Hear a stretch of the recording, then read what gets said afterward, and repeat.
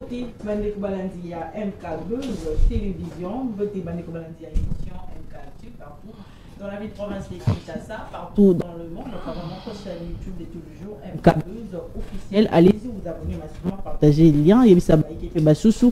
Émission Nabino MK2, à Moukoloma Lelo et Essie Bandu. Nous sommes en direct également sur notre page Facebook MKBus officiel. Allez-y, vous abonnez massivement. Yo partager lien Yebisa Bandeko émission Nabino ya MK2 ya Mkoloma Lelo ici et Bandi. Tous allez mardi 23 septembre 2025 tous sur le Lamboka na différents sujets d'actualité zali na tongo lo ni même surtout sur la tongo Lelo lo bitomoni d'émission surprise ya mon Lamboka Vital Camere na perchoir et assemblée nationale ba question ba Lamboka ba comme tout na ba question ebelé qu'est-ce qui se passe finalement mon Lamboka avant yambo plénière ou il n'a que ça les mapuna ba vote ya bulletin secret si a sauté premier pour na kostenga démission na ye pe a réitérer confiance na ye tata mokonzi ekolo ba mboka ba comme tout na qu'est-ce qui se passe conséquence ko zalani na sima il y a démission alors qu'il est membre de l'union sacrée. Est-ce qu'ils allaient divorce consommé bobo santé tata mokonzi ekolo pe lobby a répondre qui était na ba question ba yike pe basusu ba comme tout na qu'est-ce qui se passe, est-ce que va continuer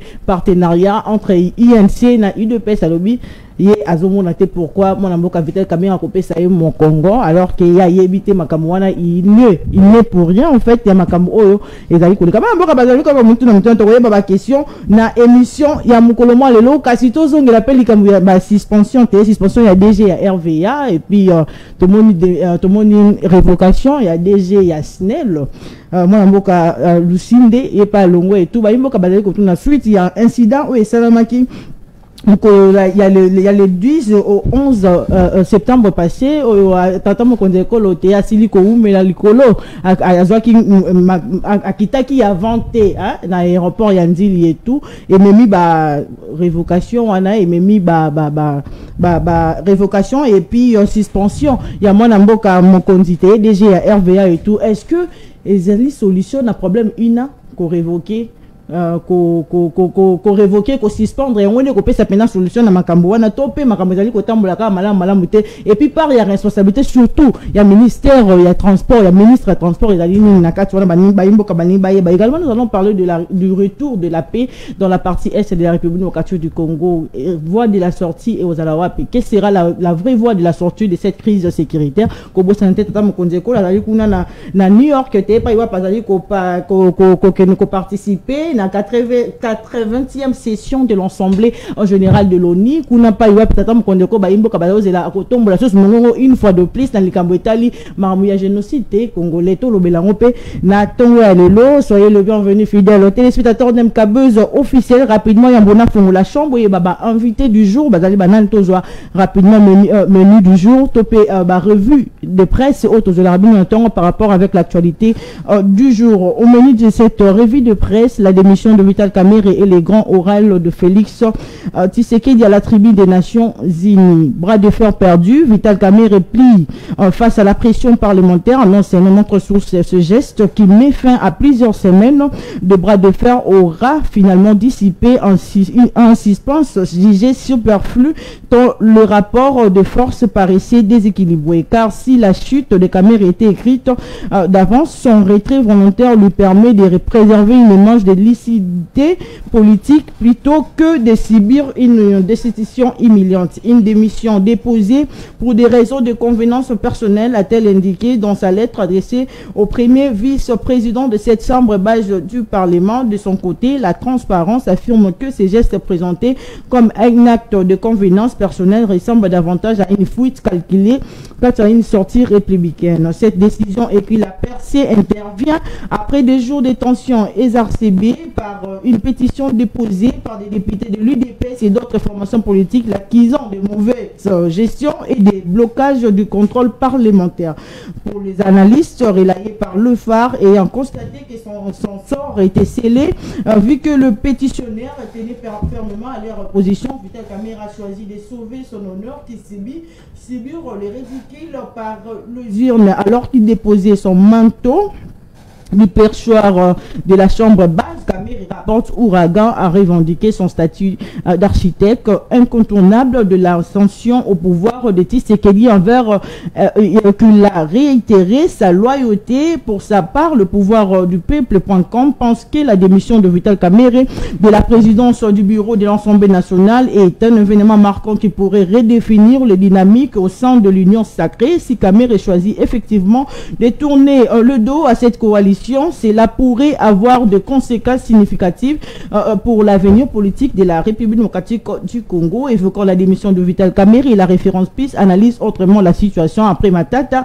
Aujourd'hui, Kamerhe a qui les prochains tours, se demandant certains analystes de la vie politique en RDC. Tout semble axé sur le balisage de la voie pour écarter ceux qui peuvent faire ombrage au changement éventuel des articles de la Constitution. D'après RFI-FR, la séance plénière prévue hier lundi a alors été ajournée sans que la commission mise en place pour examiner cette pétition ignorant de son rapport sur lequel elle avait travaillé plusieurs jours. Peter Kazadi, le président de cette commission, en effet, estimait que le compte rendu était obsolète au vu de ces nouveaux éléments. Pour lui, c'est le soulagement à l'issue de cette plénière. Poursuivons ces dossiers avec Forum des As qui s'intéresse à la réaction de Félix Antoine Tshisekedi. Après cette démission, je ne suis pour rien. Nous sommes toujours des alliés et partenaires, sauf si M. Vital Kamerhe en décide autrement.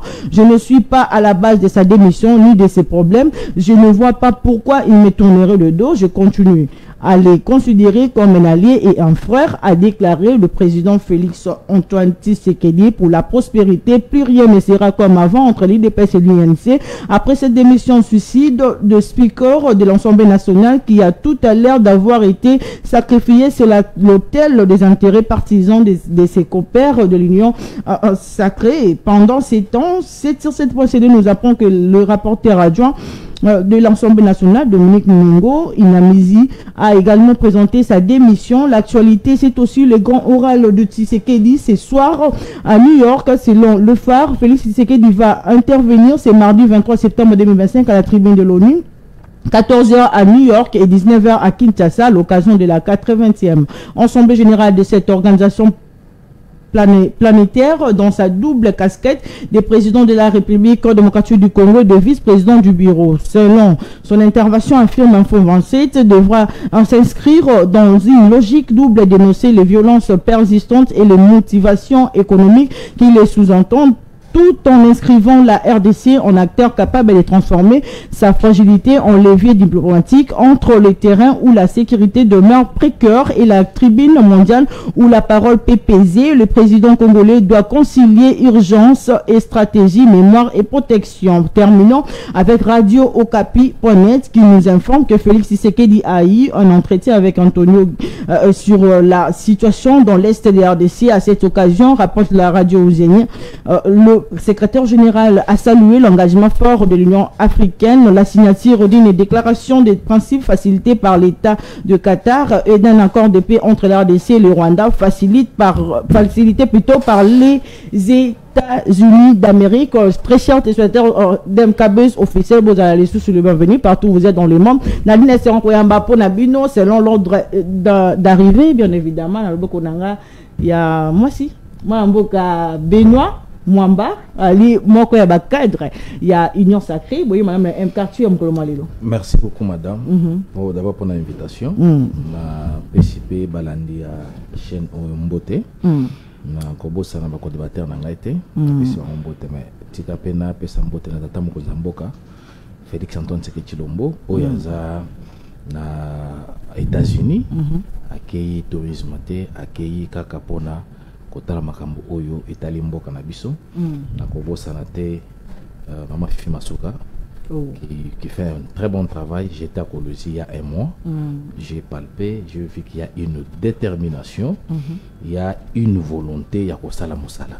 C'est pourquoi il faut tout soutenir entre autres Maman Fifi Masuka et aussi général Johnny Louanga Chama oya Ituri azosa mosala ndenge sengeli. Vous voyez que Kalamingi Tezozwa, aéroport national, Nakati à Bunya. Bunya est chef-lieu à Ituri. À 70% déjà, bientôt, on va livrer déjà aéroport. Et puis, Lampadero Tosomba 295 000. Oui, ce qui est Bunya, Okuta, ba artère union sur minene eza na ba lampadaire éclairage public banzela eza asphalté ba petit rebelo ya Thomas Lubanga balinga bazwa juku eza moko ya ba territoire ya Ituri ba petit rebelo wana balinga ki ba récupérer ngo mais non FARDC na biso coup de chapeau ba repousser bango c'est-à-dire 5 territoires y compris chef lié ya Ituri intégralité nyonso wana eza na maboko na FARDC coup de chapeau na général Johnny Luboya Nkashama qui fait vraiment un très bon travail. Aza Mouto, il faut te soutenir, to bon de la ponaye parce que à lobby c'est la patrie ou la mort. Voilà. Oh, la patrie ou la mort. Merci. Moi la mboka beno na c'est moi ko yamba ko na bien le moko nga ya mobali moi la mboka Richard Boate ali moko ya ba cadre ya parti les centres parti cher ya moi la mboka Germain Kambi ya boye madame la MK. Merci beaucoup madame la journaliste. Ah oui, nous sommes à l'Union sacrée. OK. Allez-y. Bon, merci beaucoup. Merci pour l'invitation. Je suis vraiment très heureux. Bon, na pesi mbote na ba Kongomani nyonso o baza kolanda biso. On a makambo ya mutu ya penya na ba sujet ya mutu ya oyo pesi biso.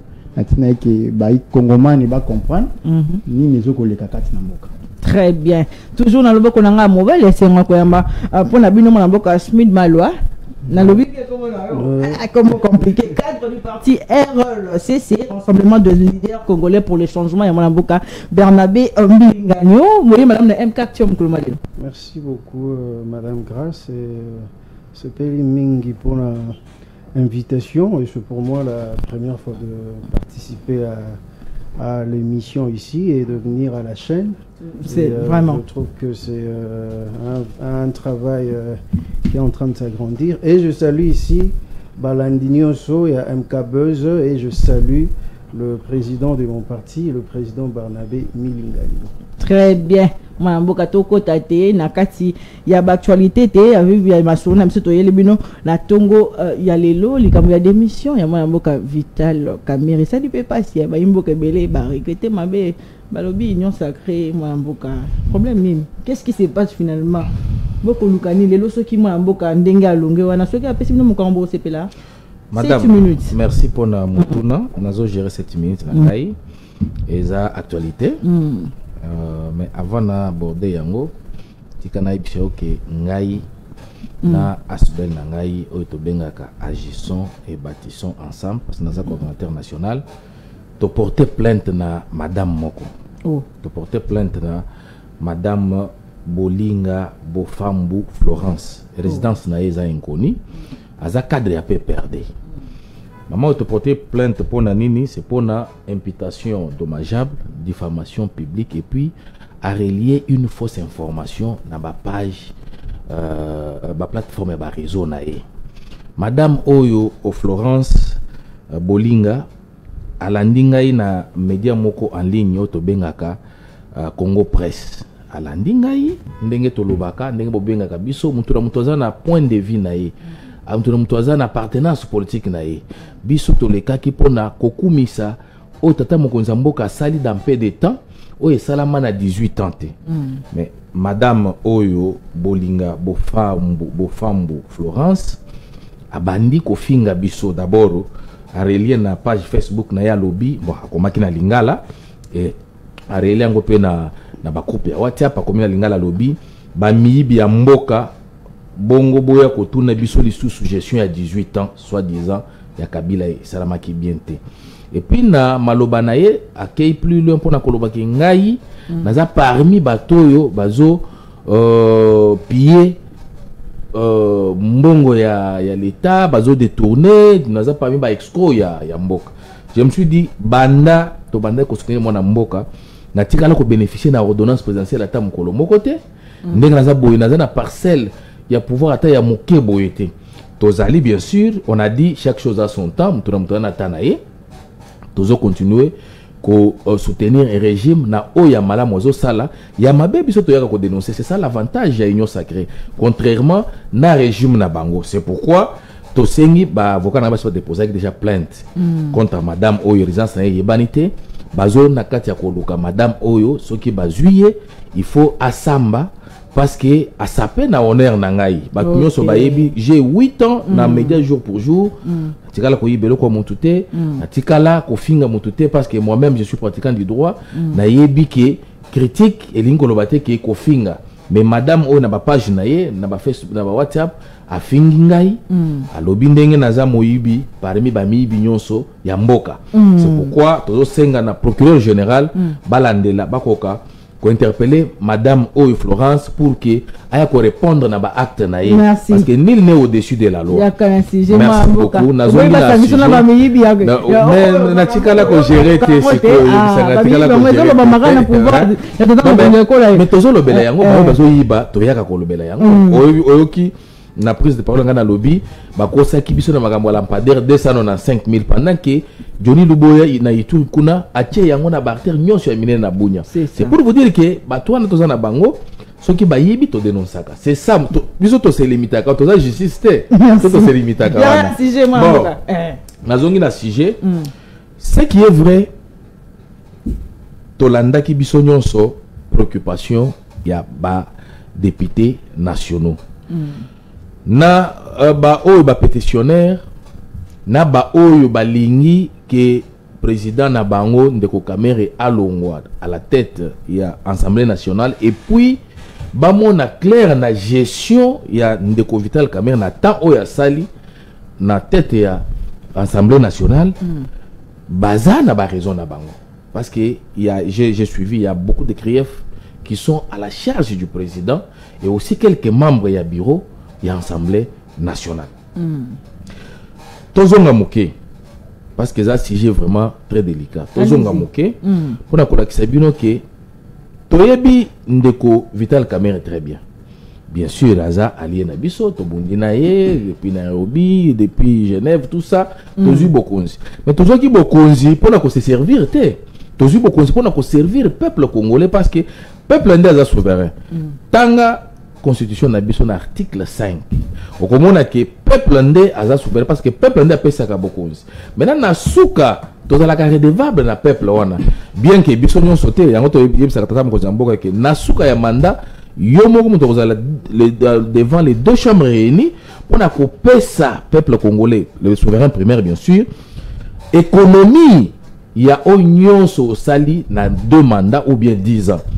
Jean-Lucien Moussa kozala te, Premier ministre kozala te, o Paluku kozala te, Budimbo kozala te. Yo moko, ba papa to pesa ki yo 10 ans au sali nini. C'est pourquoi biso tozala ka rigoureux, tozala ka strict na bato oyo bazo yiba en tout cas to tikela bango tante.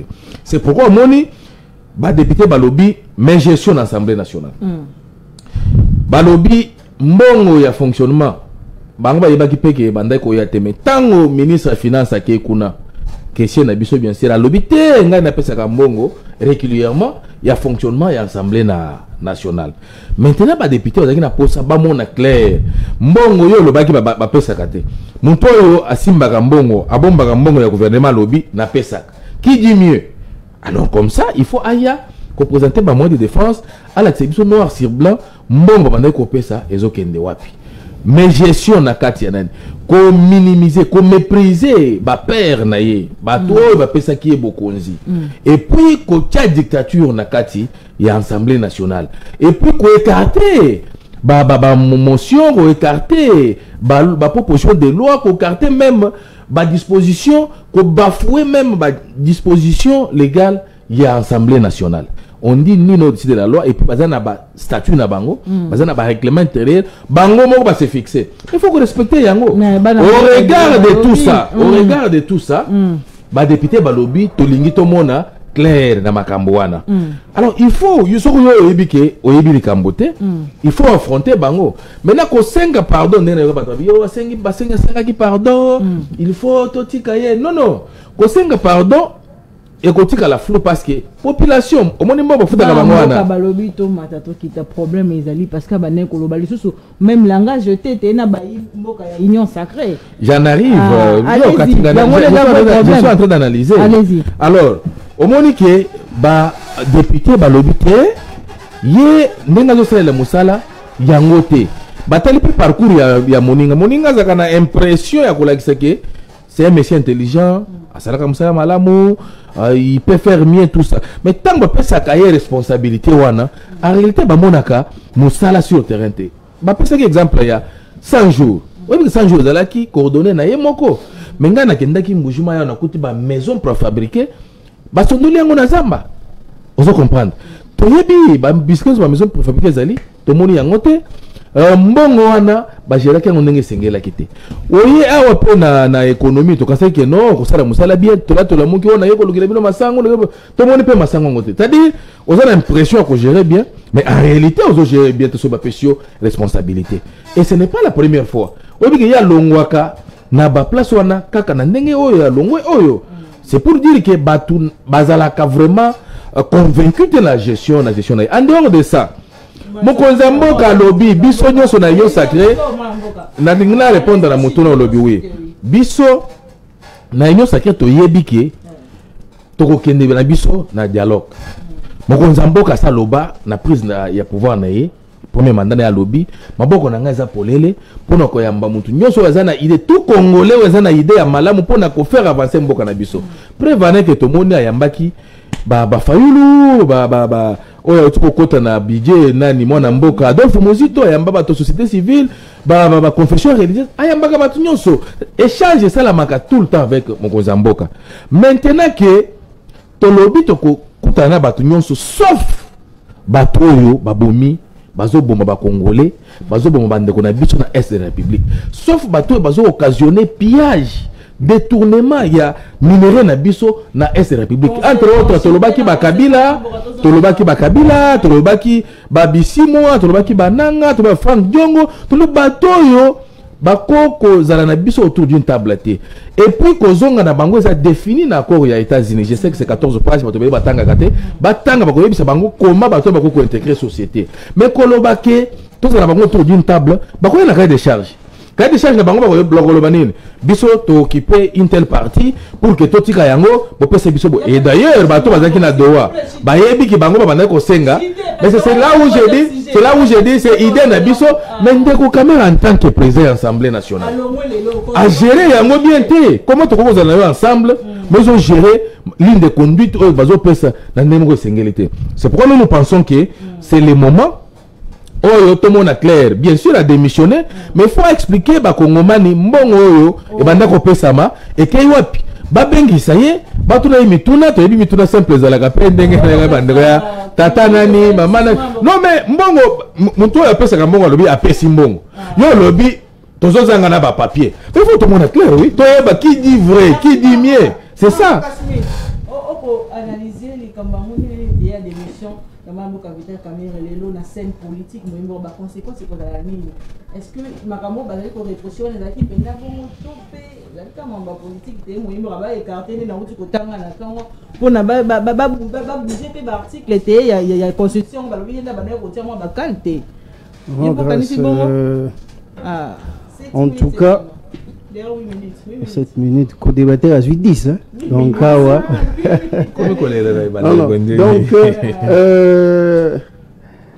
je pense que Ndewani soit union sacrée il est allé dans beaucoup de choses donc question principale il en a parlé juste pendant 1 minute alors que il y a des actualités mais moi j'aime être pédagogique un tout petit peu. Bazana besoin d'ango pour savoir un peu l'histoire de la pétition, c'est quoi, comment ça a évolué et comment en sommes-nous arrivés là. Déjà, je vais commencer par dire que l'histoire de la pétition, c'était un passe-temps. Un passe-temps, oui, un passe-temps. Pourquoi? Parce que la session ici de septembre qui s'est ouverte à l'Assemblée, ou au Parlement si vous voulez, c'est une session qui est essentiellement budgétaire. Ça veut dire que les députés n'ont pas du temps, ils ont juste 3 mois. Et je parle de 3 mois, donc 45 jours à l'Assemblée nationale et puis 45 jours au Sénat. Et pendant les 45 jours, je ne sais pas si vous avez déjà vu le projet des lois de finances, c'est 9 gros documents ici. Ils doivent entrer secteur par secteur.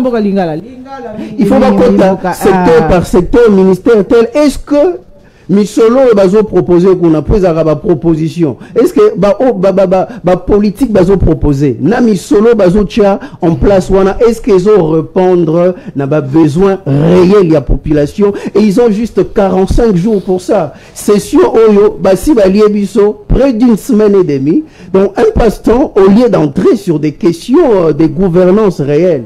Deuxièmement, pétition une pétition, c'est une démarche normale interne et les chefs de l'État en a parlé hier, je l'ai suivi. C'est une démarche interne, cuisine interne, et ben lui ne savait pas comment.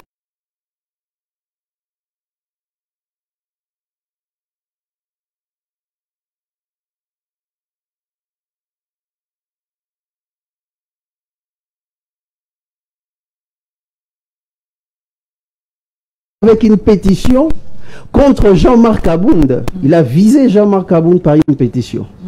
Et parmi les signataires, il y avait un député de l'INC, je n'ai plus mémoire de son nom. Il y a Robi, non, pétition, tout le monde a irrégularité. Tout le monde a signature, il y a tout le monde. Cette pétition-là, pour votre information, cette pétition est écartée. La pétition n'a plus abouti. Pourquoi? Parce que Ezalagi entaché n'a pas irrégularité à fraude. Mais nous revenons 5 ans après.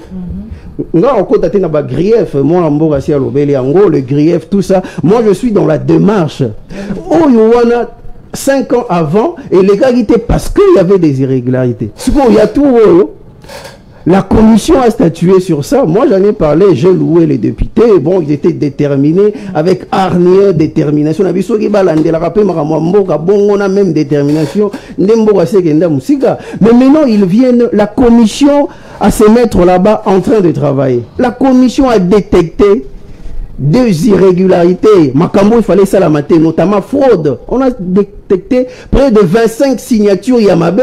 Il y a eu des doublons, il y a eu des ceci. Pourquoi pétition et une commission à Kondi Mayango? Et aussi, signalons que pour la Chambre, il y en a 500 députés. Pour pétition et les cas, ils en ont besoin, il y a juste un quart, il y a des signateurs. Donc, ça veut dire, pour la Chambre, il y en a 500 députés, c'est juste 125 signatures. La pétition pouvait passer. Mais pourquoi aller chercher des doublons? Pourquoi aller chercher, tout bazar, député, t'es pas signé? Et cette pétition-là a été reçue. Mais, pour détecter, innombrables fraudes, tout ça. Pourquoi, pendant que, il y a 2020, ce qu'on a, et les gars, qui étaient pour irrégularité. Cela veut dire que cette pétition-là, derrière, ça cachait un plan. Au-delà de ce qu'on reproche, au-delà de ce qu'on reproche à Kamé, pétition, on est bombardé Marambu, Ebele, Mbindoule, il est juste venu, on a azomé ma pétition, alors que derrière, parce que, utiliser Mbindoule, non? Parce que Mbindoule, c'est un homme politique qui est instable, on le connaît. C'est un homme qui est un instable politique, qui est versatile.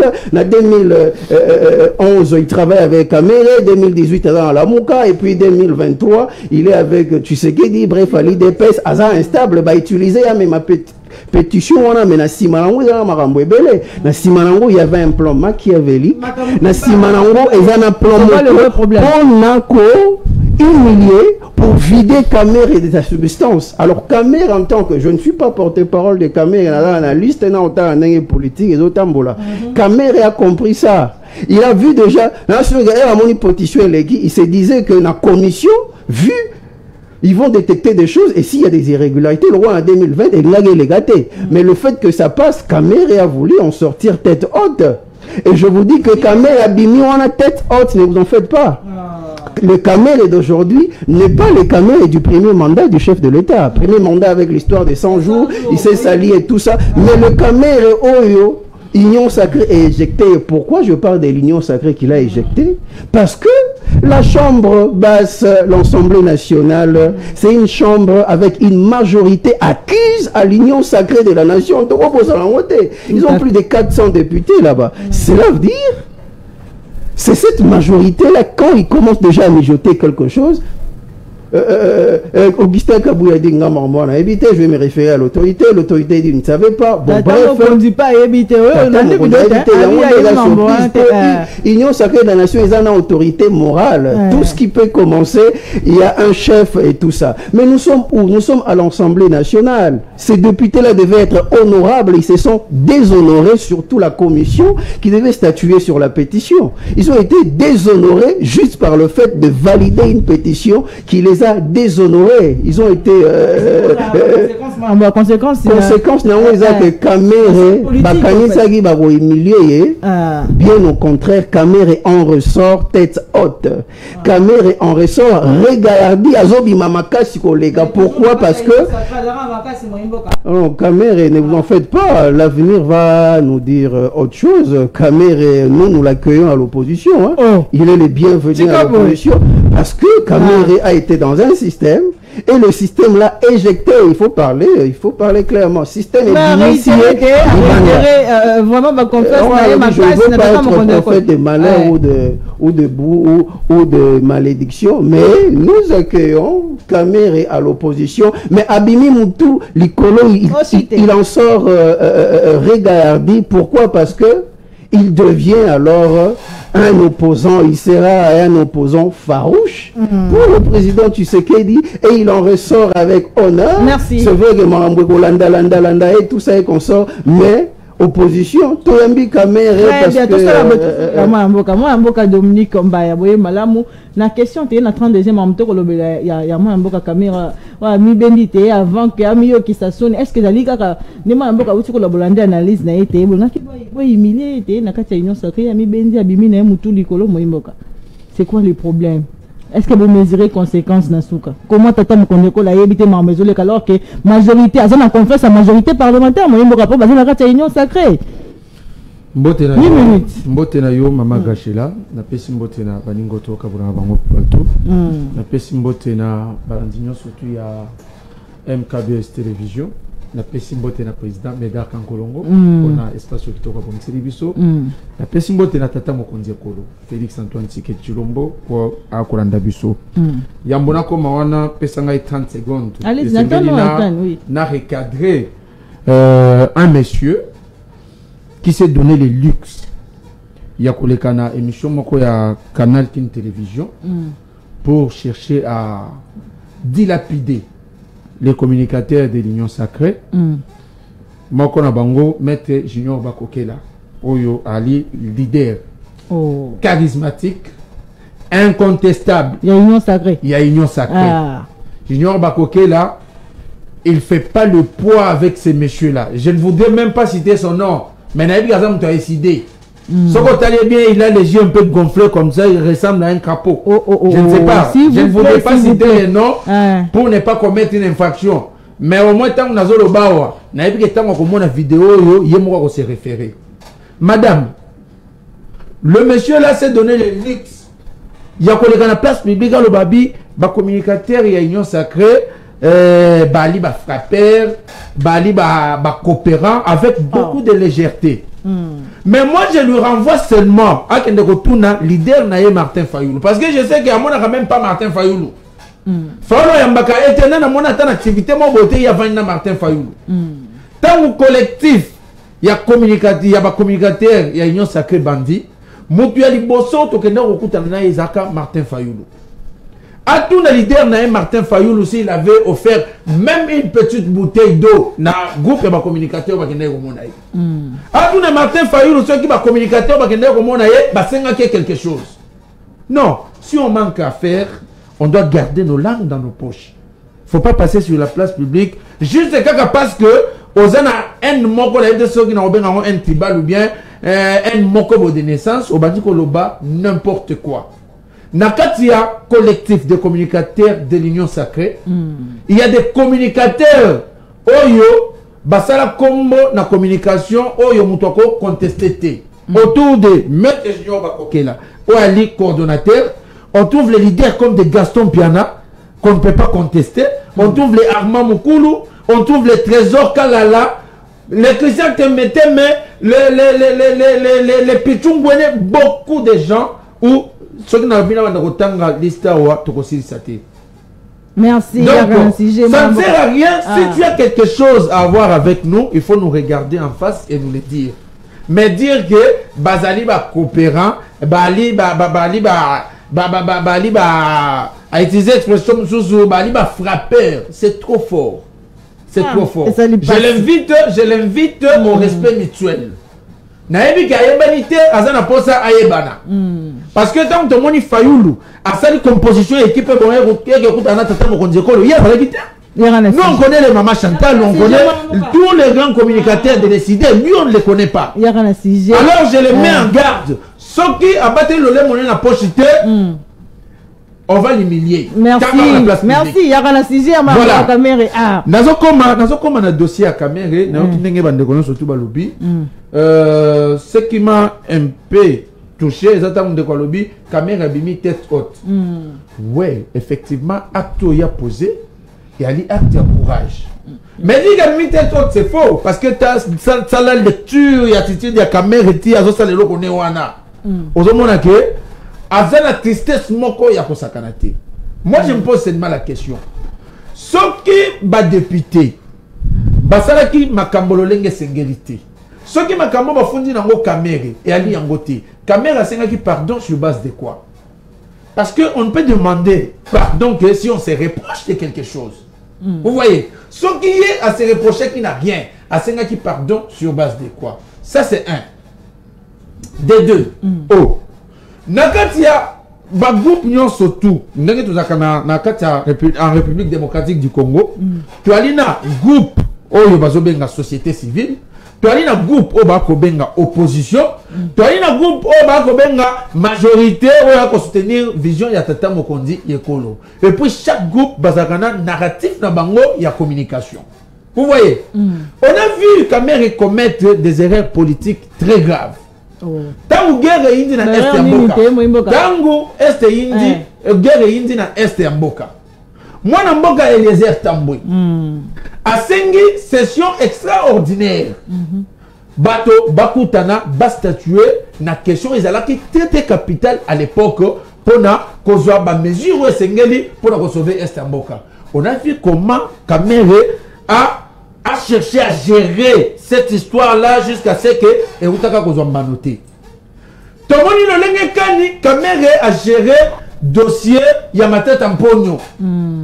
Contrairement, Nandenga a géré dossier Yamoutamba. Vous voyez?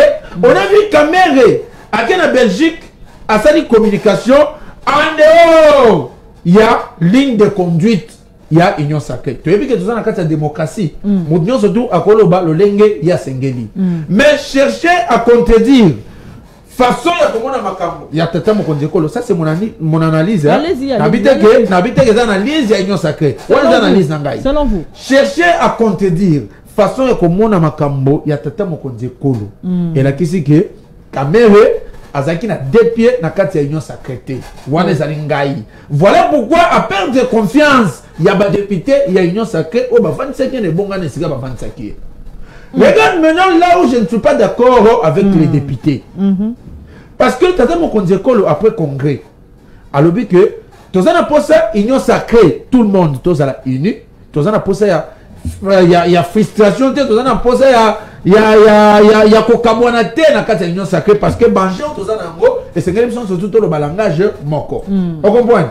Mais tant que les députés, baké plus loin, oui, bah MC Kamere que a détourné mbongo.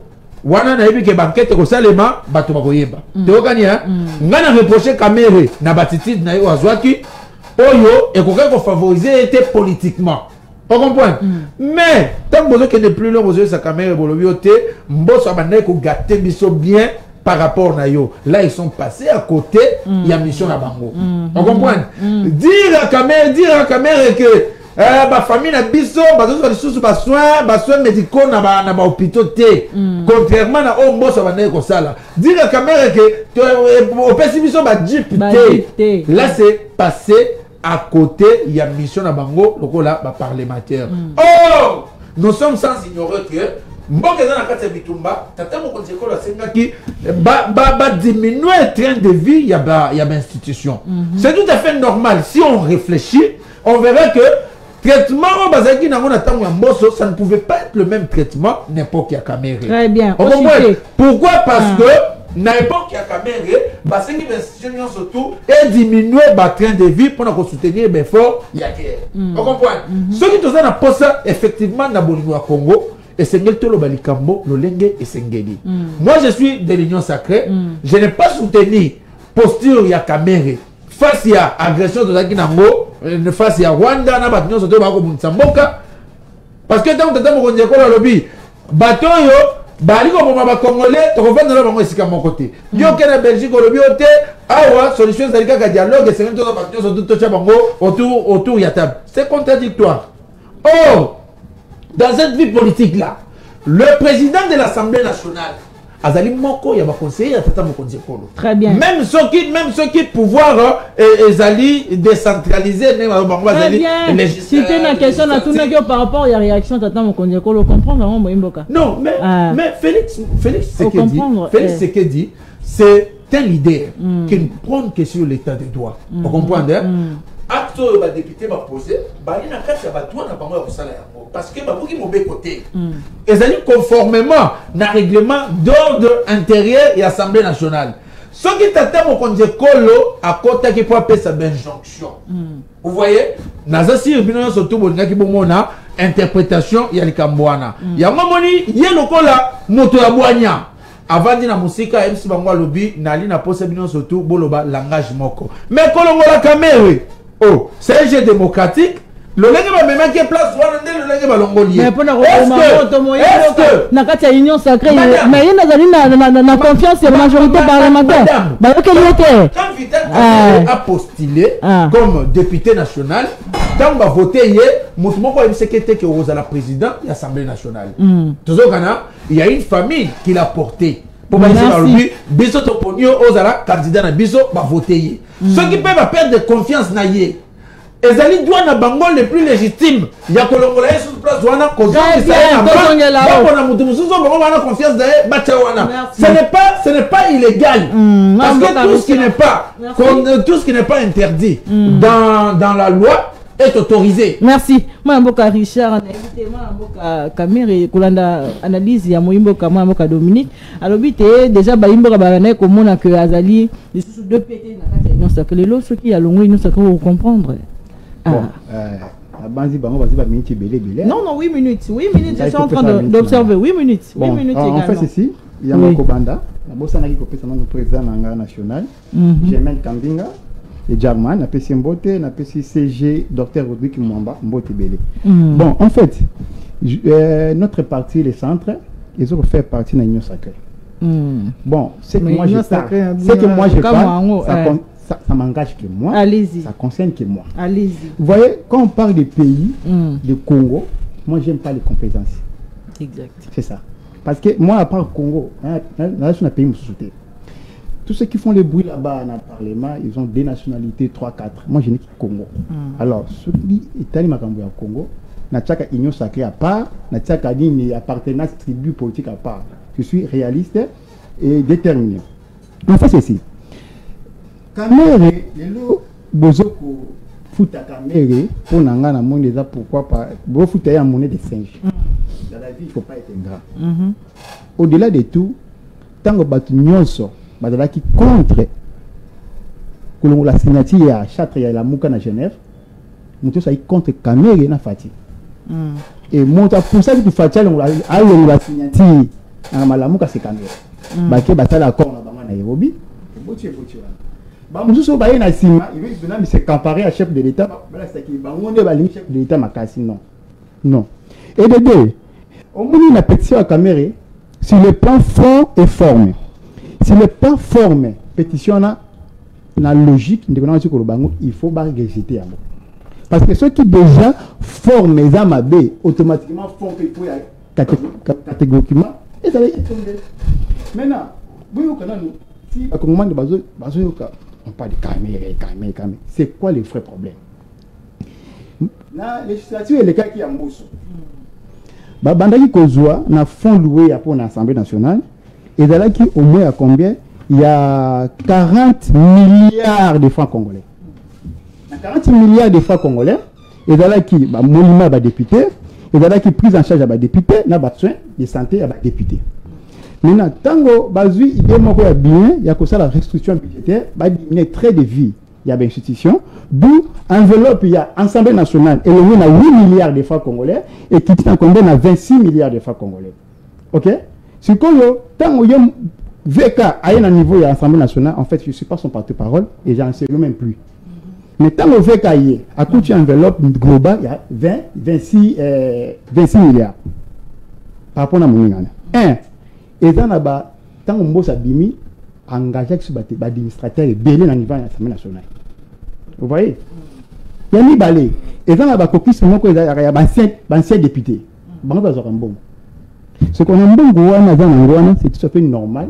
Les députés va se sentir aisés, va se retrouver. Pourtant, on a un bon comme on a une pétitionnaire. Pétitionnaire. Papa, il faut tout rassurer. Il faut tout rassurer. Alors, bazana soin de bazana cicatrice à cause de soins médicaux, bazana ba député, tout ça. Bah, ça un député nini ou le Rwanda kunaye, aye dans l'Assemblée nationale dans makolo. C'est n'importe quoi. Il y a mis balé. Il y a mis balé. Bah comme moment il faut comprendre que bateau bo voter qui bazon mériter terre aux ba député. Même minute au bout de la distraction. Mboko ikeni mabi.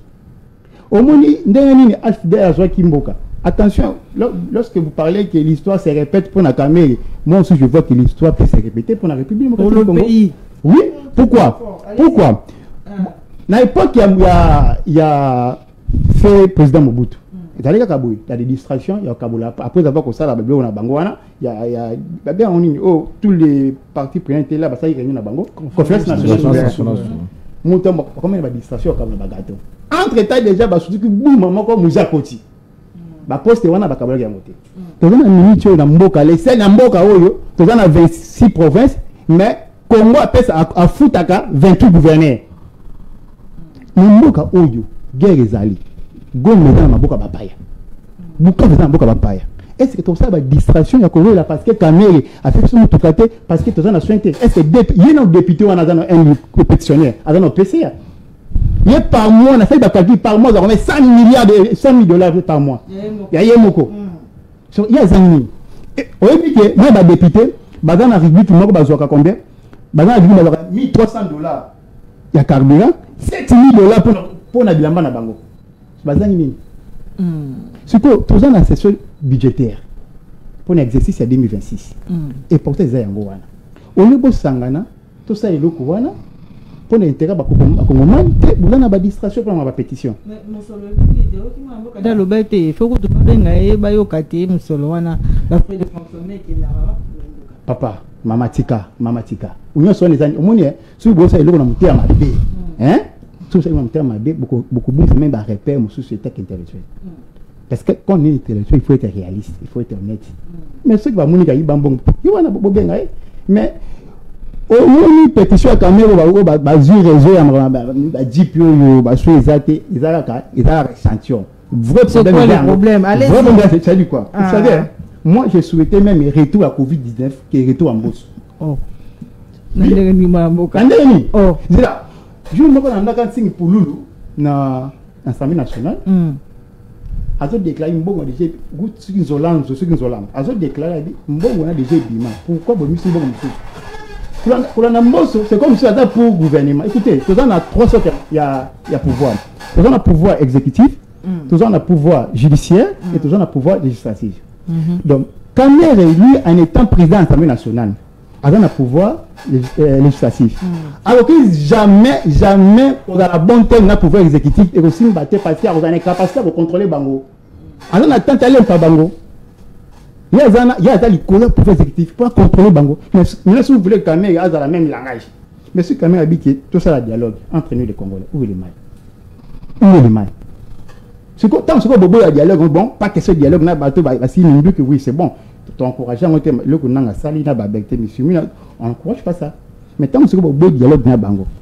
Entre état n'a qui est information, nanga avec plus de bataille ça la formation. 7500. Mais vous avez la distraction, et vous avez il faudra ba fongo porte ya ouvrir ou alikali kisangani Congo est tombé. Est-ce que vous mesure mon côté vous approprié pour nous sécuriser mboka? C'est ça du distraction. Allez-y. Maintenant, écoutez chers amis, faut pas que le baguette vous quand même adam sauter, quand même am so atanga ana boanya. Chuter. S'il vous plaît. Papa n'a pas la Congo. Na logique, papa il faut azoni les têtes politiques. Na logique. S'il vous plaît, monsieur Dominique. Vous aurez le temps. Vous aurez le temps. Natingi mbosa tangati. Na ibe papa c'est tout. Akoli parce que on comparer niveau et capacité ya mayel ya jeune mais mon collègue totalement différent. Parce que ma mbosa taraka. Et moi ta il faut la retraite. Quand il y a un boss à l'Assemblée nationale, vous pouvez pas mes ambassadeurs. Alzheimer, et à ma révision constitutionnelle. Révision constitutionnelle, c'est constitutionnel. Ok? Maintenant, ta mère a l'ambition politique pour la présidence de la République. Maintenant, pouvoir en place, oui, exactement, parce que on prend le pouvoir pour le conserver le plus longtemps possible. Bon ça la nuance pour conserver le pouvoir non. Ceux qui président a besoin de verrouiller certains bâtiments de la constitution pour se maintenir en pouvoir. C'est pas un problème, mais avec la mère, ça ne passera pas. Pour y être dans des présidents, alors comme président. Alors maintenant il faut mettre un bosso, comme il y a dans mon collègue d'ambition pour faire quoi? Pour faire les malgances. Il y a modification de la constitution. Oui, quand merci. Maintenant on n'est pas là pour ça. Merci. Pardon s'il vous plaît. Pour voter budget à 2026. Merci. Yanni Balé, tout ça est fort, pour récupérer Goma. Pour récupérer Bukavu dans ma boîte. Merci. Merci, moi, Mboka, rapidement, avant que tu aies la situation sécuritaire, tu aies le Marambo, et si nous avons qu'il y a une suspension, moi, Mboka, tu vas dire pas suspension, il y a DG. Tu as rencontré quand même. S'il vous plaît, vous aurez. Je vais oublier. Mais, nous comprenons, on attend. Comment? D'abord, c'est vraiment très important. S'il vous plaît, appelle la ministre Nangoka. Cette affaire, il y a Makambouya, parce que bah, reproché quand même gestion opaque. Cette affaire a été classée déjà depuis le mois de mars. Voilà, bon, voilà. La même idée. Affaire au Makambouya, dans le mois de mars, parce qu'il y a un rapport, bah, le but gestion est bien. Il n'y a pas les ambiguïtés. Bah, le bien. Donc, la section au mois de mars, il y a un rapport. Bah, dit, gestion est bien, il n'y a pas les ambiguïtés, tout a été bon. Maintenant, il y a pétitionné. Avec au moment de la gestion opaque, au moment de la vacance parlementaire. Quand même, c'est sérieux. Merci. Moi, je comprends suspension, tout ça. Il y a 2G, il y a RVA, qu'on appelle DG, il y a SNEL, Balongoli était Mouimoka. Est-ce que la solution que vous avez suspendre, qu'on révoquer et tout, est-ce qu'il y a une vraie solution dans ma Camboango? Et puis, responsabilité à ministère, il y a transport, il y a Baimboka, tout n'y était pas la responsabilité, t'es dans 4 minutes, la question, on n'a pas d'aller question, avant de répondre question. Oui, on doit être sérieux. On ne peut pas jouer avec le chef de l'État. On ne joue pas avec le chef de l'État. Et le chef de l'État, il est le chef de l'État. Et il est une institution. En principe, quand on sait que le chef de l'État est sorti, il doit revenir. Vos groupes là, allumez les 48 heures avant. 24 heures avant, pour que quand le chef vient, il descend calmement. On ne peut pas blaguer avec le chef de l'État et puis il est là-bas en train de tourner dans les airs et pendant que le pays est en guerre, pendant que le pays est dans des situations sécuritaires compliquées, ça c'est un manque du respect. Mais non, le problème au niveau de est-ce qu'il faut suspendre, est-ce qu'il faut révoquer et tout ça.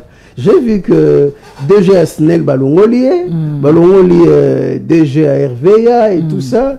Mais secteur où on les a gérés, en fait, le DG à RVA a géré un ministère de tutelle, et les ministères, c'est le ministère des Transports. Alors, on se rend compte que dans le pouvoir, il y a des hommes forts, hein, tout le monde va s'embarater, quoi, hein, tout le monde, donc il y a ta saliso qui il va bouger, et Azawana.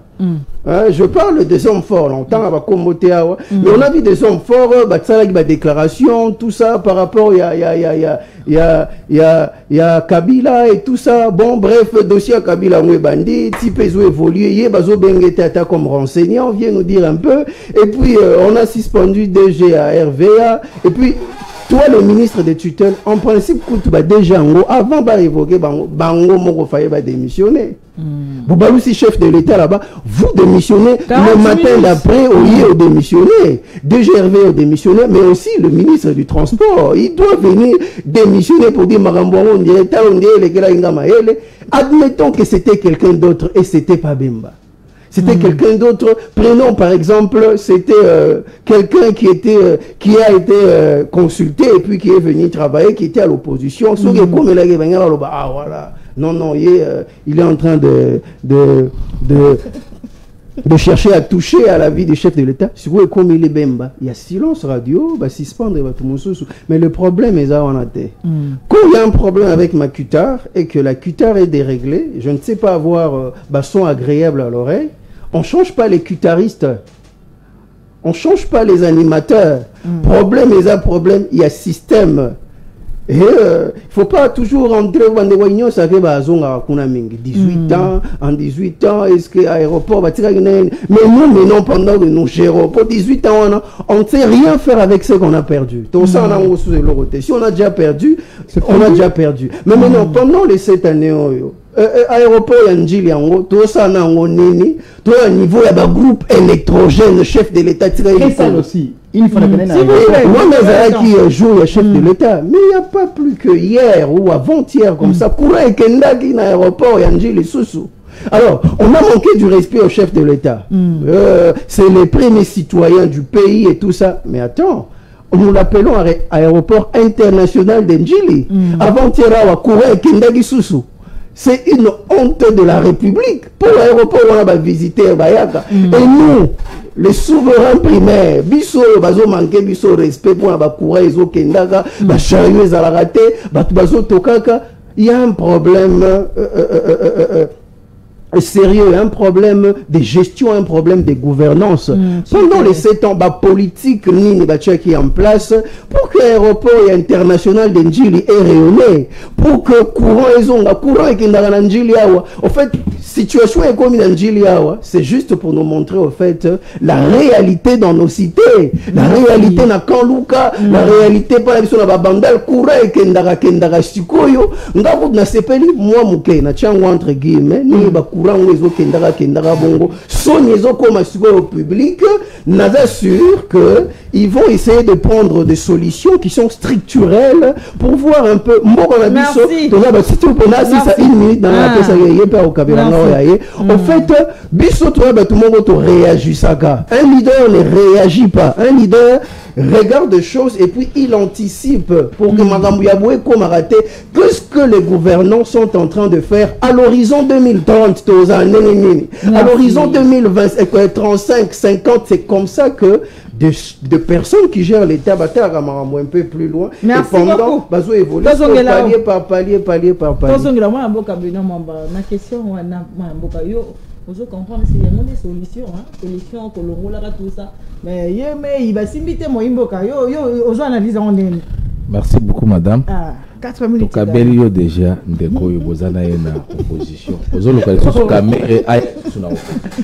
Caméra za clair le baki qui il reste ferme azo salela mboka na ye. Na yokaki maloba ya caméra qui on azo kende opposition na yoki yango. Et même ceux qui a décidé que l'opposition opinion nationale qu'internationale va poyer qui effectivement caméra zalaki pour na intérêt na ye si réellement ils ont un intérêt na yo mon côté intérêt personnel pourquoi qu'on démissionner il faut nous dire pourquoi qu'on démissionner parce que pétition est une démarche normale une démarche normale dans le parlement ceux qui bateau c'est confiance balongolio pourquoi ils démissionner c'est qui veut dire que qui intérêt na yo personnel.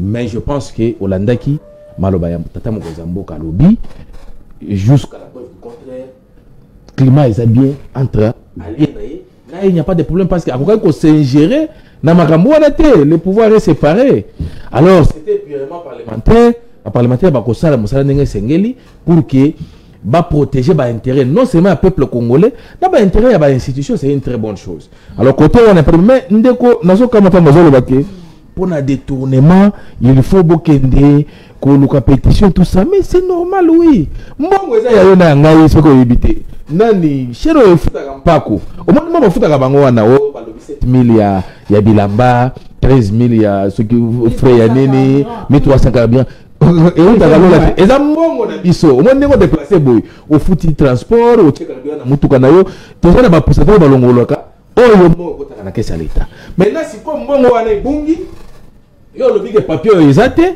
bozosomba bapapier ya mike na nani mais muntu oyo apesaka mbongo alobike mbongo topesi mais ndeko na ngai nous sommes des intellectuels oui faut toyebake mbongo wana ekei wapi parce que fonctionnement ya institution elekaki nango bien te nazongi na mutuna omoni ces jours-là j'avais suffisamment pleuré kotala première institution de la République bazotambwisa ye likolo pendant que monsieur Kinke Mulumba alalaki cheye calmement na butu wana mais tata mokonzi aza likolo ndeko na biso Mbemba alalaki cheye calmement tata mokonzi aza likolo Lusinde oyo azalaka na ba communicateur na yena ba journaliste na bazolobele tongo midi pourtant nous avons tout toza na courant toza na bilamba chiffonné to komi ko lukandenge to ozotama na bilamba na balabala ndenga otuko lobengana na bandal ozotama na bilamba okende luka bisika ko repasser tolobaka soko lobi Lusinde ko kende ko luka batu ba intimider yo ba interpeller yo maintenant que komeli tata mokonzi mboka la première institution tant que bandaki kolobaki makambo ozotambola bien te na aéroport international de Ndili non mutu arifeye kosimba ete tozaki na kolozi tomoni kutu incompétent tant mutu aza incapable ya kotanga discours mutu ya ndenge wana koraisonner république ndenge nini soyons sérieux nous on en avait parlé tolobaki que non tata oyo alakisi insuffisance na alakisi ba limite na ye faut akende là tozaki na kolozi ya tant que ko inokire ba biloko kuna tata wana tomonaka batika qui est maintenant dossier est commandé, ça veut dire que va décider va comprendre que papa va nazaraki incompétent. Mais avant cela, ce qui s'est passé à l'aéroport international de Ndili, suite logique, il y a barré au Salami il y a des années. Je ne peux pas citer le nom, je suis. Il a 18 ans, Moïmboka. J'ai dit, il y a suite logique, il y a barré au Salami il y a beaucoup d'années. Oui, l'aéroport international de Biso Toko Banane Makambouasnel. Sous station il y a RVA wana ezalaka alimenté na deux sous-stations. Sous-station principale ya Liminga oyo eutaka na Masina.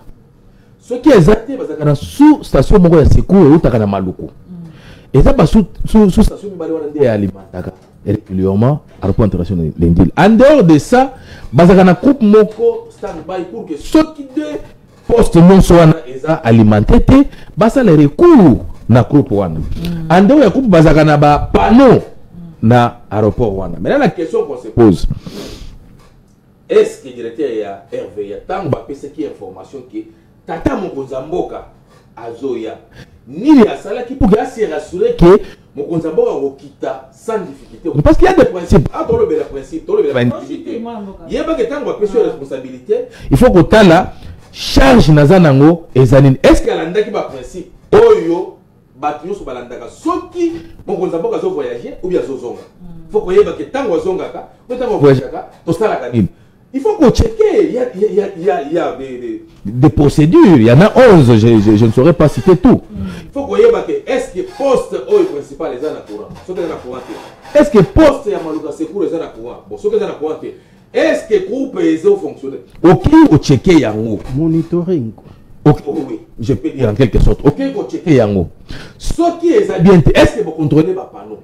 mais est-ce que soki asalaki yango est-ce que tu nga toyeba mais ça première fois ne ko koloba pas plus que hier moi j'ai un pilote qui m'a dit azoya pour atterrir d'abord sky lekiye hier azoya pour atterrir à le courant qui ba ibise ki abanda ko baluka pour que ba perse et puis bazolo bango na Motorola na bango wana abi baluka tozo perse groupe ça se fait où nulle part dans le monde c'est pourquoi tolingi que tête belé et tombé non seulement ba bakeye nous on veut voir pas moins de 100 personnes ba quoi na dossier wana parce que ceux qui le mokonza mboka zwaka likama to ba français o na lingala kitoko lo ba wote alors c'est pourquoi moi je pense que ba to belé baza na responsabilité makambo ene kaki ba interpeller pe mwana mboka bien que ba to bolinga to tanga ete to za na ba na nyosa ke même pas ko expliquer biso qu'est-ce qu'il fait na ba secteur wana bambouteille j'ai pas tourné autant ba moto on ko quoi les jours wana zo que émission pantalon pasuki na ba moto j'ai suki finalement on est où Ah, Hollande, là, va permis. Enquête est continuée. Pas réellement ce qui s'était passé. Bon. Mais il y a quand même une question sensible. Il fallait nous laisser quand même de critiquer. Merci beaucoup, madame. Oh, quand sa solution, ils ont des bons.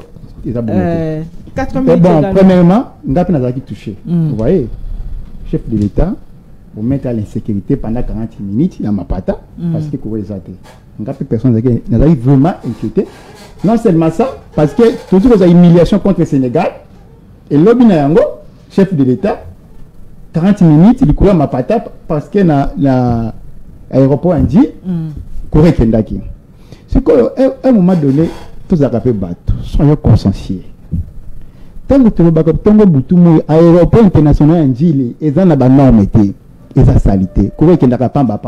Bon, je vais en considération. Mais il faut un chef de l'État. Tout le monde est mobilisé, oui, ça se comprend. Un chef de l'État, il y a mon congé. Maintenant, ce qu'on a côté de ma part, dans ce pays, dans le sens où il y a ma bête, dans le sens où il y a mon oui, comment les Congolais souffrent. Et moi, plutôt, moi, je n'ai pas de chomba, je n'ai pas de l'eau. Je n'ai pas de chomba, je n'ai pas de koufi. Je n'ai pas de chomba, de moi, je n'ai pas de valeur. Je n'ai pas de valeur. Hein? Bon, il y a un chef de l'État, oui, ça va. Il y a le premier citoyen, il y a Congo. Mais il y a tout le monde à l'autre, tant que tu veux vivre, tant que tu veux courir, bon, tu vas normal. La place dans la chef de l'État, il fallait que tu aies, à ça la bouée, vraiment comprendre réellement que rien ne marche dans le secteur de l'énergie. Nous avons subi ça. Et les deux, soit Batouana a réprimandé Bango, soit à l'ongoli Bango, mais toki jamais, ce qui nous toque, ça lit, Mbeba ya code de la route. Bokangi a servi boutique chauffeur Bossani. Il faut arrêter et les recevoir et les chauffer. Il faut chanter à Bemba. Peut-être que l'on va DG à RVA. On va DG à SNEL. Pourquoi boutique Bemba? Pourquoi boutique tout le monde? Pourquoi? Mais on va piloter. Il faut que l'on ait parce que Bemba, qui est compétence dans le ministère de la communication et de la transport, a vraie compétence. Permis de conduire, permis de conduire 120 $. Permis de 120 $. Est-ce que permis de conduire, il y a fait ça dans l'organisation qui est conduit, aux gens ont un réflexe, il y a un code de la route, il y a une formation, permis de conduire, il y a 120 $. A dit maintenant, Congolais sont des quêtes naïves. Alors, ils ont un versement à 20 $ par jour. Ce qu'on est obligé à permis de conduire à 120 $. Il faut ce qu'on a bloqué un versement pendant combien de jours? Au dit que bateau bazar on a vu sauter. Au moment où nous parlons, bazar à Covid, tu sais que bazar payé 10 mois de payer bazar à Covid. Au moment où nous parlons, enseignants bazar mal payé. Au moment où nous parlons, infirmiers bazar grève, bazar la salaire ils ont bloqué. Au moment où nous parlons, les médecins viennent à bango ils ont bien payé. Mais bino vous donne de l'X, yako ça au bolingi quand on a parlé makuna le bota va vie ba Congoman, bozana pour l'intérêt na bino ba dip na mituka. Donc peuple congolais cette fois-ci na 2028 si vraiment si vous avez l'élection opération député à Kala que vous payez paix. Est-ce que va mbora baroyo kapoli kambango to comprendre oui, ça c'est comment on a le même figure ça c'est comment parce que na l'élection na biso na ba parlement si 100% ba député ba élu moi je vous rassure. Bon, il y a 5%, nous avons 5% il y a le quota. Il y a fraude. Moi, je vais confirmer fraude. Moi, je vais na sujet ina moimboka na mikambo te to monde ba suspension ba ni yango des solutions moimboka na makambo ya courant énergie tout ça mais to moni déjà ba parce que ya zaki na énergie ça ka likambo moimboka ye wana susa zongi susu na SNEL. Maman na ngai gachela na osenga bandeko tozoka bolanga bango plateau bazala cohérent. Bazala cohérent la réflexion à Bango. Les frères, bon, je ne sais pas, dans le plateau là, on a toujours un problème. Dans le plateau, on a une union sacrée, couleur, et non. Moi, s'il s'agit de pays, la terre a progressé sa part. S'il s'agit de pays, je suis honnête. Mais je vais demander à mon frère d'être cohérent. Oui, je suis cohérent. Soit on assume notre position, soit on traverse directement de l'autre côté et on se met à critiquer. C'est qui est tout à fait logique. Donc, si on a une sacrée, c'est ça. C'est ça mon test politique, mon cher ami. Frère, quand vous aviez la parole, moi je me suis tué. Ça va. Vous avez un papier? Comment? Je pense seulement que Johnson a la même philosophie. Le président de Germain Kambinga. Non. Je l'ai dit. Oh là là. C'est que je passe en engagement chez moi. Dans le philosophie. Ok, c'est bon. Dans le philosophie. Mais je pense que ta façon de voir les choses doit être la même façon. Oyo, Mokondina yo, leader, Oyo Yozolanda, à Monela Kamakambo. Sinon, on va risquer de passer à côté de la plaque. Quand mon frère nous demande de ne pas revenir sur les 18 ans, il dit le passé appartient au passé. Oh, même les 7 ans appartiennent aussi au passé. Oh. Bon, 7 ans passé. Non, mais attends. Non, mais attends. Celui qui a combien passé. Oh, tu as 18 ans. Oh, 7 ans, mais ça peut passer. Le lot. Proposons ce qui doit être fait aujourd'hui. Ce qui est fait dans le passé appartient au passé. On comprend? J'ai l'impression comme si les frères, ils ont un don particulier avec le président Jean-Pierre Bemba. Excellent Jean-Pierre Bemba. Pourquoi? Non, oui, même Benoît. Même Benoît, place où on a été au Kabwana. Pourquoi? Ah, frère. Ça quand même calme. Maman. Oh, t'as mon conseil qui t'était pour courir réalité. Vous comprenez? Ah, mais par contre, surtout, attendre le ministre, il y a transport, mais le temps de ministre, énergie hydraulique, courant. C'est là où moi je me dis, oh, est-ce que ces gens ont un problème particulier avec Jean-Pierre Bemba? Je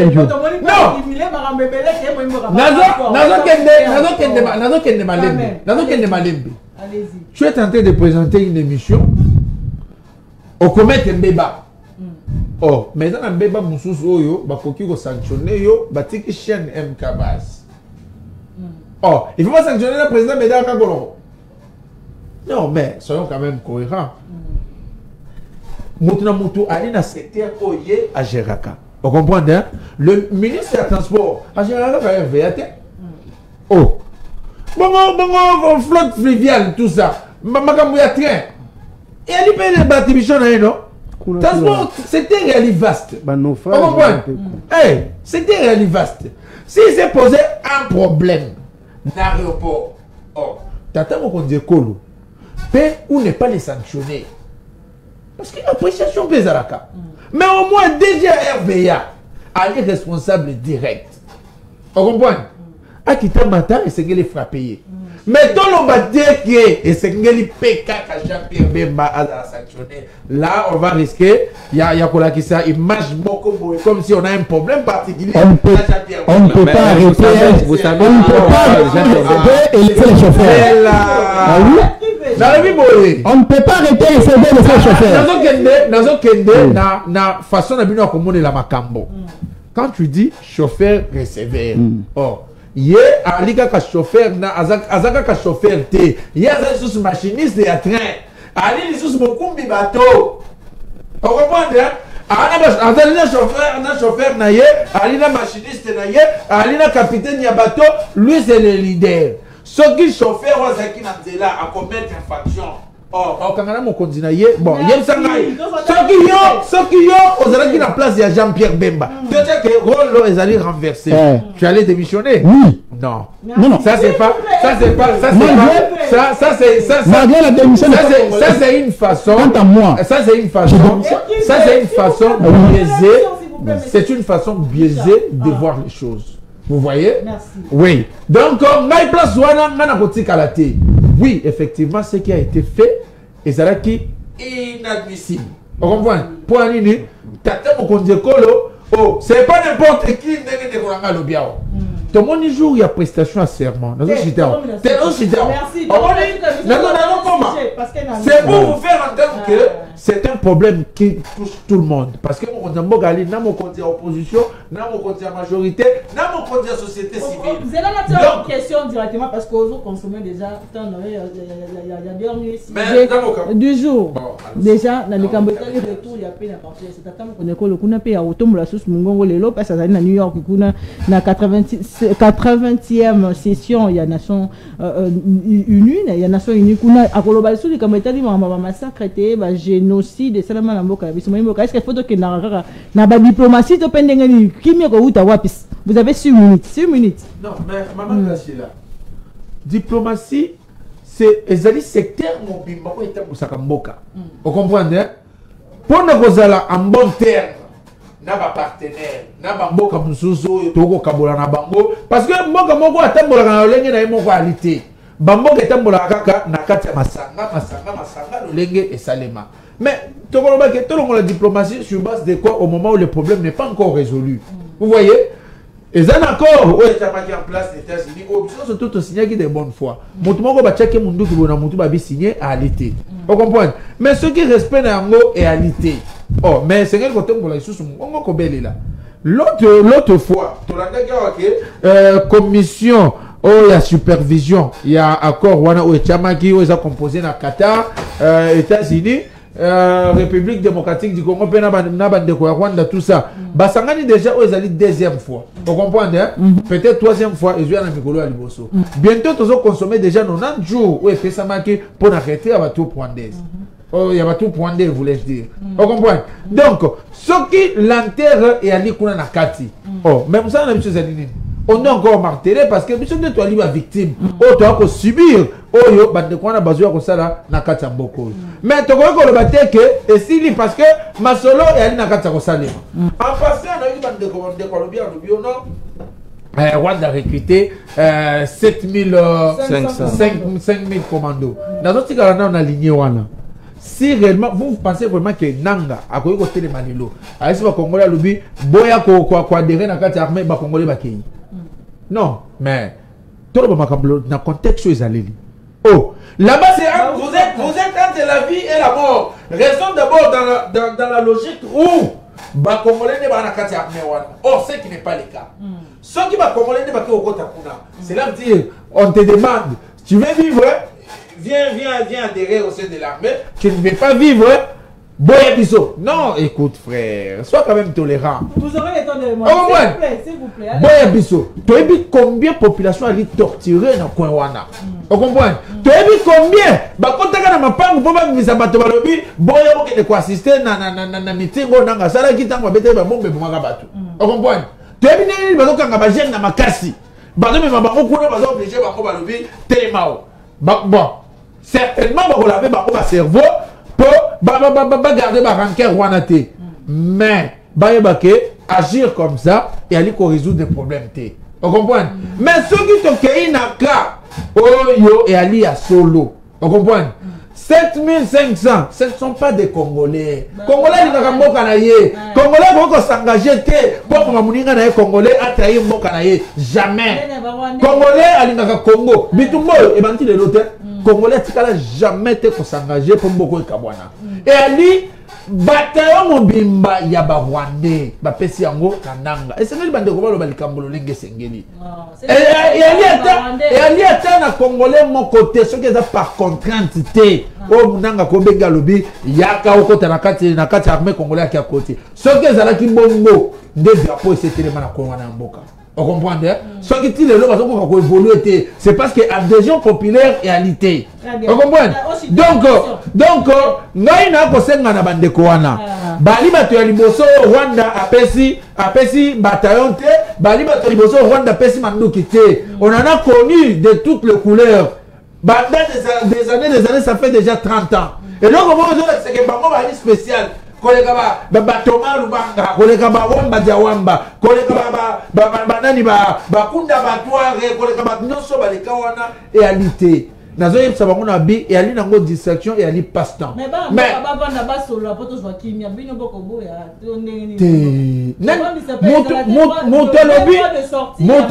moto a koboya alité. Tata mo konzekolo robaki yango.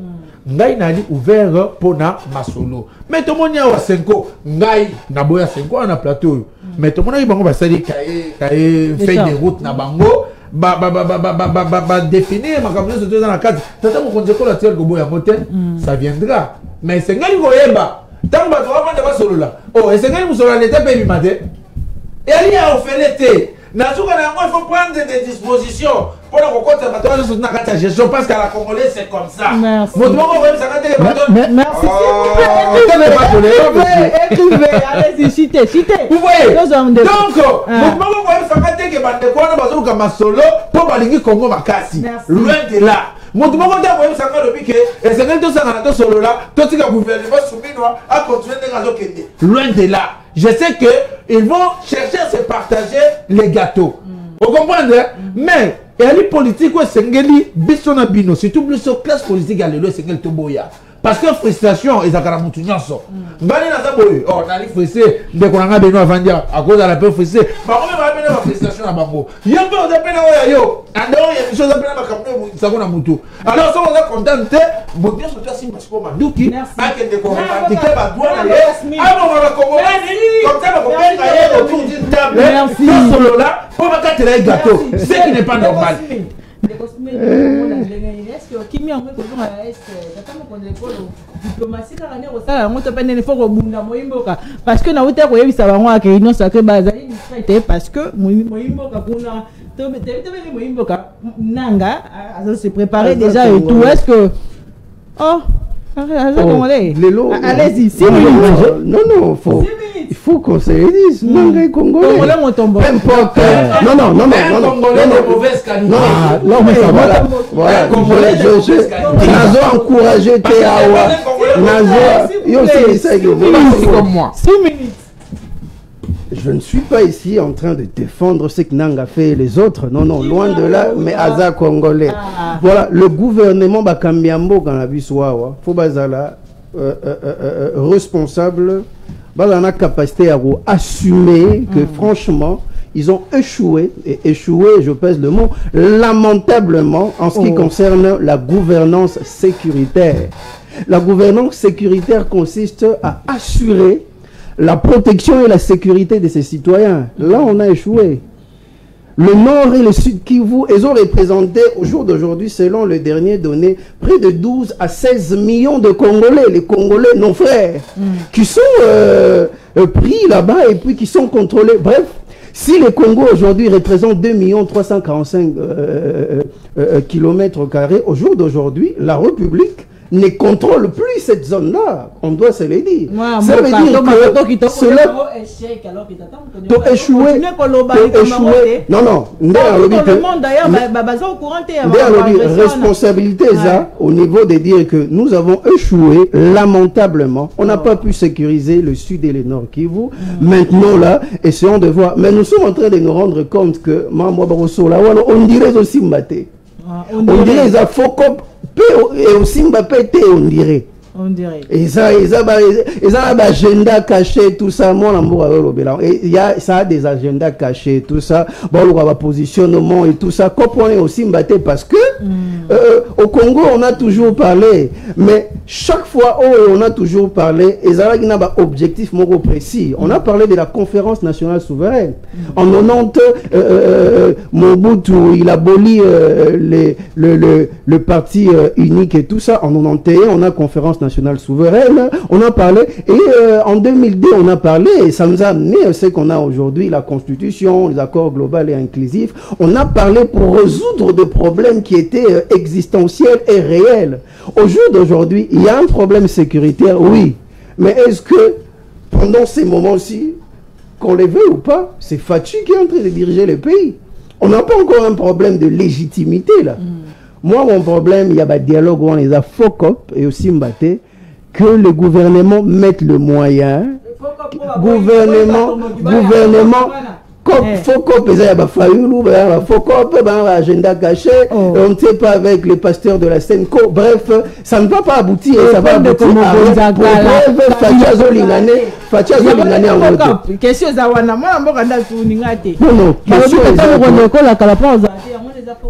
non, on évite d'entrer dans les histoires des Kabila, tout ça. Mais ça faut pourquoi? Parce que ça va aboutir à rien. D'ailleurs, Fatipa Olingani en côté. Alors moi je plaide, Nazo plaidé jusque. Donc il y a 2 ans et demi qu'on donne de l'argent à la CENI et que le pasteur se regroupe pour nous sortir un président. Bref, que nous puissions aller aux élections en 2028. Pour te dire, en 2027, après tu continues tous mois, 1 année, 2 ans, 3 ans, tu boycott. Donc, donnons la CENI le moyen nécessaire pour commencer déjà à se préparer l'élection en 2028. Mon président va postuler. Bon, il y a pour postuler. Il y a tout ça, l'élection, tout ça, Makasi. Et puis, on passe. Comme il y a dialogue, aussi, merci. Merci beaucoup. Ceux qui tozaki kolobela 6 minutes émission to bandaki kolobela batu oyo bazaki na responsabilité na makambo eleka na aéroport to ko épargner Jean-Pierre Mbemba. Avantage na biso ezaki tozala union sacrée. Là il faut critiquer, il faut tout critiquer pour que makambo kende malamu. C'est ça.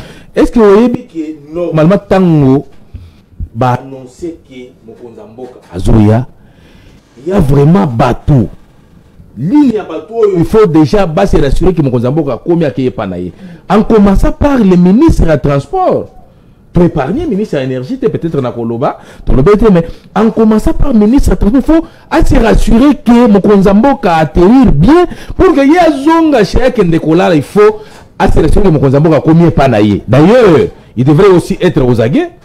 Gouverneur de la ville de Kinshasa, il devrait aussi être aux aguets. Bourgmestre il y a commune il fallait payer à se rassurer que Mokonza Mboka a créé panaye. Mais aussi longtemps que Mokonza Mboka ba localikolo ba kinyo soir il fallait ba intercepter. Pourquoi to lobby to dépolitiser ba secteur aux techniques. Les amagambo ya kota ngana na 25 députés, ko ngana ko zo société ya monene, bo pesa nga société telle. Parmi ko bi ke pa na yo ba technicien bazate. Vous n'avez pas de technicien, bateau baza expert en matière. Bon mon lelo okuta mécanicien, akomi na yena ay même pas makambo ngene kaka. Okuta menuisier akekuna. Pendant que nous avons les gens qui peuvent faire ça mais baza na kota te. C'est là où je parlerai d'un pilote au Ibolozo landé to landé na Bosolo. C'est quelqu'un commandant Ilunga Lukunga Serge. Il est du domaine. C'est un pilote de ligne bien sûr, expert en transport et logistique. Ce qui va passer par le secteur en Nengewana, na banzike, makamboane kozala. Parce que nous avons yebi, nous sala. Mais tant que nous avons des procédures avant mon Konzamboka atterrir ou bien tout Congolais atterrir. Il faut tout déclencher un bon nombre de processus. C'est que oui, makambo ça la terre. Ndekonangai, ce qui se passe, ce qui se passe aux États-Unis, to ebike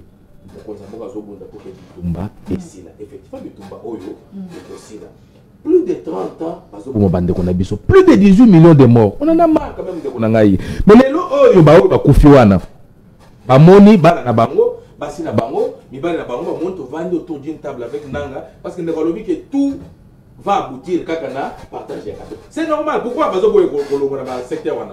Pourquoi baza na kaina bango de charge na mipeka bazo tambola nango? Parce que bayebi qu'il y aura un moment to kovanda ngai nanga, opesa ngai naza la chef d'état major to biki nanga tikala ko sala formation militaire te, ngai nanga na yena ba généraux na ngai boko tsana pour que tout le mixage brassage. Mais en dehors de ça, ba kufela bande ko na bango.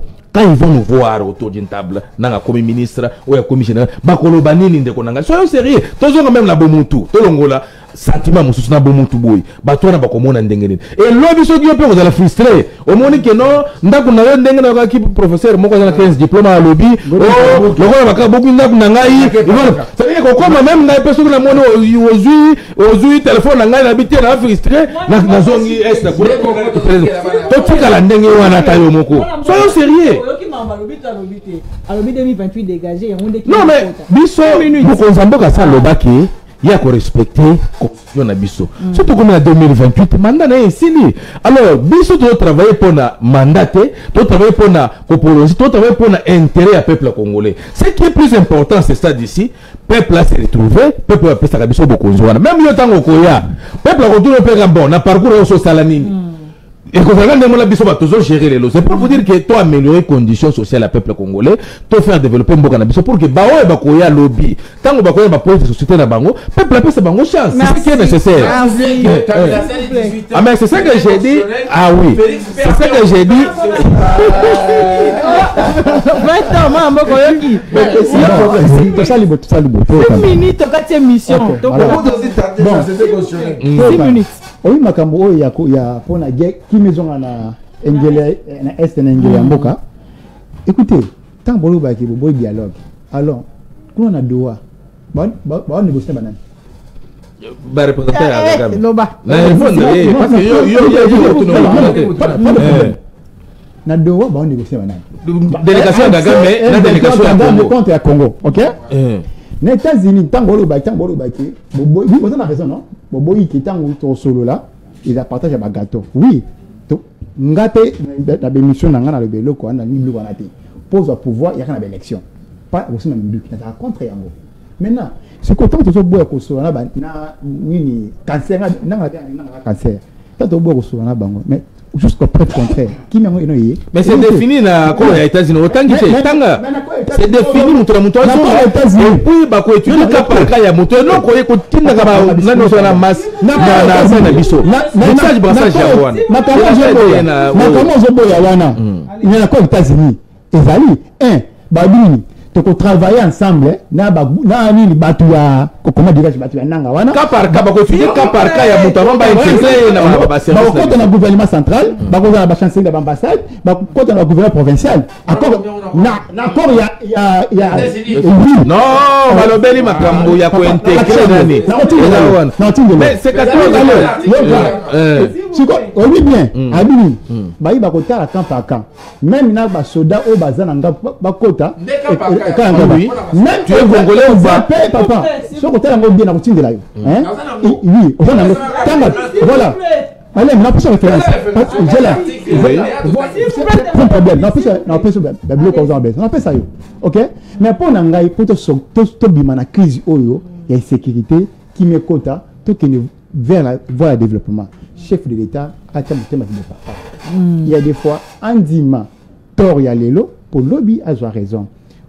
Tu vas tout solo là. Bien que baza enfant c'est ça le problème. Balanda cahier de charge. Hein? Cahier de charge wana ya SCC et ya la sango na SCC. S'il vous plaît, ban cahier de charge wana. On me battait déjà commission va travailler. S'il vous plaît moi ce qui va gouvernement Monique, l'exigence na bango et ce qui correspond à la réalité quand bako boya na bango hein non néanmoins solution à Congo il faut une terre na ba congolais et entre les congolais hein les congolais de bonne qualité pas mauvaise qualité pas bazo empoisonné pillage na ba minéraux na biso oyebi ke bato bazo occasionner balkanisation kuna basa bato na ba kabila na ba nanga et de tels gens olongito na ba autoditable papa konanga ata yo moko tozan a besoin ya kimia oui tozan a besoin ya kimia et on est là pourquoi tu es dans stade parce que tout le cas il a moyen de négocier un état de faiblesse. Si on était fort, on est de l'autre côté. On est faible sur les terrains. C'est que centre est la caméra. Parce que la caméra, le bel qui mais à ce qu'on condamne, c'est que le langage à caméra. Allez-y, le terrain n'est pas fort. On ne négocie pas l'état de faiblesse. Ce que mon Bakor, il y a Russie en Ukraine. Pourquoi Russie a ce chapeauté dans Bakor? Parce qu'ils ont négocié un état de force. Maintenant, on est faible. Nous voulons comprendre les choses. Armée n'a pas détruit pendant 18 ans. Infiltration là-bas, groupes armés, il y a tout ça.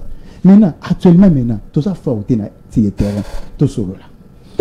Quand solo là, la vie que nous t'ont dit, peut-être que tu vas penser qu'il va y avoir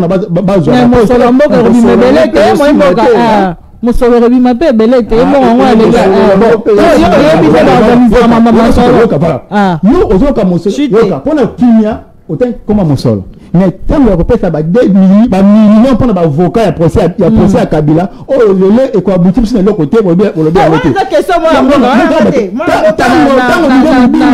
Millions d'euros. On a Barcelone. On a Tant au Congo, banana biso, proclamer bango habilité exacte. On est limbongo te, mais pour la mbongo to vendre to solo là, on est déjà disponible. Comment sont sérieux? Dans le bazar à Covid, bah marché tant bout tout mois, un paiement et 10 mois. Écoutez, bateau va se sacrifier. Pour sauver la Congolais. C'est émission. Mais et en fait, qui sur quoi ça il paye? On va le belangote. Écoutez, pardon.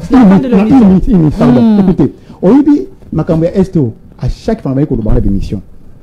Naibi tant bazi bunangana. Actuellement l'urgence n'est pas organiser la francophonie. L'urgence n'est pas faire les centres financiers. L'urgence n'est pas organiser des concerts, des prières, tout ça. Voilà. C'est la faisons